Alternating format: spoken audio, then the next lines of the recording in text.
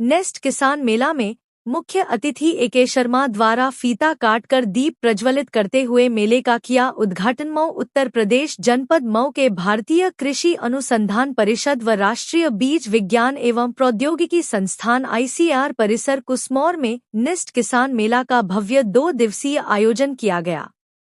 उसमें किसानों को उन्नत एवं प्रमाणित बीजों, नवीन कृषि तकनीक, फसल उत्पादन, बीज उत्पादन, पौध संरक्षण तथा संतुलित पोषक तत्व प्रबंधन से संबंधित नवीनतम जानकारी कृषि वैज्ञानिकों के द्वारा दी गई।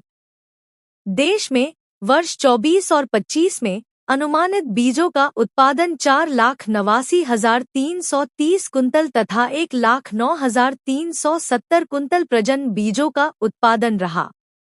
किसान मेला का उद्घाटन ऊर्जा मंत्री डॉ एके शर्मा द्वारा दीप प्रज्वलित व फीता काटकर किया गया।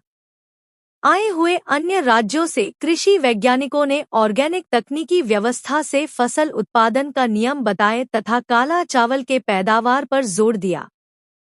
वहीं मुख्य अतिथि ने बताया कि पूर्वांचल में फसल उत्पादक क्षमता कमजोर है। किसान मेले में विभिन्न प्रकार के स्टॉल लगाकर किसानों को उत्तम बीज फसल उत्पादन प्रक्रिया बताया गया तथा ड्रोन कैमरा के द्वारा फसलों में दवा, रासायनिक उर्वरक छिड़काव की व्यवस्था बताई गई। पहला दिन किसान मेला में आए हुए किसानों को लंच पैकेट व जलपान की उचित व्यवस्था की गई थी। इस अवसर पर doctor Ajay Kumar, Shri Dev Prakash Rai, Shri Rakesh Singh, doctor JP लाल, डॉक्टर अन्नामले आनंदन एवं डॉक्टर अंजनी कुमार सिंह तथा समस्त किसान व सम्मानित गणमान्य लोग उपस्थित रहे। Reporter doctor Suresh Chandra, advocate, CID trust, news bureau chief, Mau. विश्व का सबसे बड़ा प्रोड्यूसर है, मिल्क है, गेहूं है, उत्तर प्रदेश भी उसी प्रकार से है।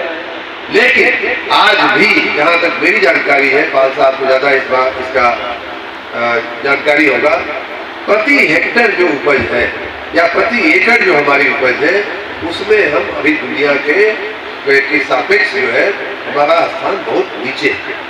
उसी प्रकार प्रति जानवर अगर दूध में हम उत्पादक बहुत बड़े हो गए, सबसे बड़े उत्पादक है, उत्तर प्रदेश भी है, भारत भी है। लेकिन अभी भी प्रति पशु अगर हम देखें कि दूध का कितना उत्पादन होता है, तो उसमें अभी हमारा बहुत कुछ काम करना बाकी। खेत हो, पशु हो, इन सब की पैदावार, इन सब का जो उत्पादकता है, पशु का दूध और खेत का फसल, इन सब की अगर पैदावार बढ़ानी है तो हमें यहाँ आना पड़ेगा, इस बीज अनुसंधान केंद्र में आना पड़ेगा और हमें जानना सब पड़ेगा, हमें समझना पड़ेगा समय समय पर, हर वर्ष हर फसल के आसपास कि कौन सा उन्नत बीज आया। ये कृषि वैज्ञानिक बड़ी मेहनत करके, बहुत शोध करके हमारे आपके लिए अच्छे उन्नत बीज हमारे जिले की गौरव है। राष्ट्रीय बीज अनुसंधान और प्रौद्योगिकी संस्थान इसको बोलते हैं। यहाँ हमारे पूर्व के नेता माननीय कल्पनाथ राय जी के प्रयासों से इस संस्था की स्थापना हुई और स्थापना के बाद हमारे जिले, हमारे क्षेत्र के किसानों को विशेष रूप से उन्नत बीज देने के लिए ये संस्था बहुत ही अच्छा काम कर रही है। और इसी क्षेत्र के लिए नहीं बल्कि हमें बताया गया पूरे देश में यहाँ जो अनुसंधान होता है, जो काम होता है, उसका पूरे देश में उसका उपयोग होता है। तो इन लोगों ने हमें आज किसान सम्मेलन में आमंत्रित किया, मैं यहाँ आया और किसानों से बात करने का अवसर मिला। हमने बताया भी कि किस प्रकार अपने उसी खेत से या अपनी उसी गाय या उसी भैंस से हम ज़्यादा अन्न उत्पादन कर सकते हैं, कैसे ज़्यादा दूध उत्पादन कर सकते हैं और अन्य कैसे कैसे काम करके हम लोग अपनी आमदनी को बढ़ा सकते हैं, जिससे गांव में रहने वाले परिवार को, नौजवानों को भी उतनी ही आमदनी होने लगे जिसके लिए वो शहर में जाने को मजबूर होता है। आज मुझे यहाँ आकर के बहुत अच्छा लगा और किसानों को मैं शुभकामना देता हूँ कि इस संस्था से जुड़ें और जुड़ करके अपने बीज को अच्छा बनावें, अपने खेती को अच्छा बनावें, अपने पशुपालन को अच्छा बनावें और वो करते हुए अन्य किन क्षेत्रों में वो अपने खेत को उपयोग कर सकते हैं उसका भी ध्यान रखते हुए अपनी आमदनी को बढ़ावें। इसी बात के लिए हम यहाँ आए थे। बहुत मांग रखी गई है लोगों के द्वारा, यहाँ लोगों के द्वारा नहीं, इंस्टीट्यूट के द्वारा 3 प्रमुख बातें उनको जो कष्ट दे रही हैं बताए हैं। एक तो ये कि सड़क जो है थोड़ी और चौड़ी हो जाए तो अच्छा लगेगा। बात सही है, राष्ट्रीय स्तर का ये केंद्र है, तो यहाँ आते समय लगना चाहिए कि हम ऐसी कोई जगह जा रहे हैं।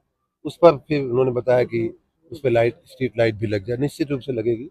और ड्रेनेज की यहाँ समस्या है कि पानी शायद यहाँ भर जाता है, उसका निकासी का कुछ प्रबंध करना पड़ेगा। यही 2-3 चीजें बताया है।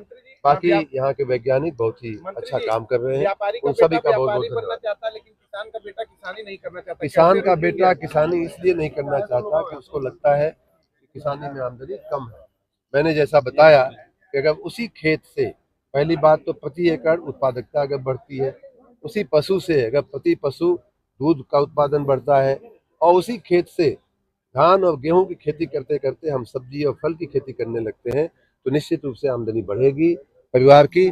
और तब हमारे बेटे, हमारे भाई गांव में रह करके ही जिस पैसे के लिए वो शहरों में जा करके बेचारे कष्ट की जिंदगी बिताते हैं, उसके बजाय वो गांव में रुक करके माँ बाप की सेवा भी करेंगे, अपने पशुओं की सेवा भी करेंगे, गौ माता की भी सेवा करेंगे, और साथ में उनको वही आमदनी घर बैठे मिलती रहेगी।